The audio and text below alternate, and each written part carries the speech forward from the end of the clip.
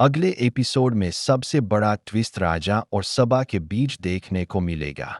राजा सबा को साफ शब्दों में समझाने की कोशिश करेगा कि अगर दोनों ने शादी कर ली तो सिर्फ उनकी नहीं बल्कि कई लोगों की जिंदगियां बर्बाद हो सकती है। राजा का मानना होगा कि वो ना तो सबा के साथ खुश रह पाएगा और ना ही उसे वो खुशी दे सकेगा जिसकी वो हकदार है। लेकिन सबा राजा की किसी भी बात को मानने के लिए तैयार नहीं होगी। उसकी जिद और भी मजबूत हो जाएगी। सबा को पूरा यकीन होगा कि उसका भाई आमिर राजा पर दबाव डालेगा और आखिरकार राजा को उससे शादी करनी ही पड़ेगी। उसके बाद राजा रानिया को अपनी जिंदगी से निकाल देगा। लेकिन कहानी उस वक्त और भी ज्यादा खतरनाक मोड़ लेगी जब सबा की मां को राजा और सबा की मुलाकात का पता चलेगा। उसे मालूम होगा कि राजा सबा को शादी से पीछे हटने के लिए समझा रहा है।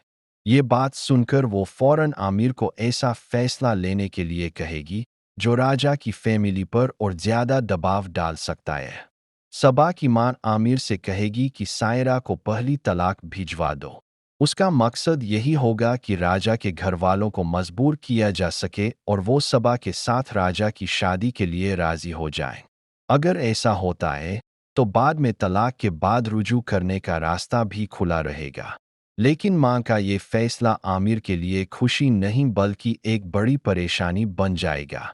सायरा को तलाक देने की धमकी उसके लिए भी किसी मुश्किल से कम नहीं होगी। दूसरी तरफ सायरा रो रोकर अपनी मां से गुजारिश करती नजर आएगी कि राजा को सबा से शादी कर लेनी चाहिए। मगर सायरा की मां इस बार राजा के फैसले को समझने की कोशिश करेगी। वो जानती होगी कि अगर राजा ने सबा से शादी कर ली तो उसकी अपनी जिंदगी तबाह हो सकती है। साथ ही उसे ये भी डर होगा कि अगर सायरा को तलाक के नाम पर एक बार दबाया गया है तो कल फिर इसी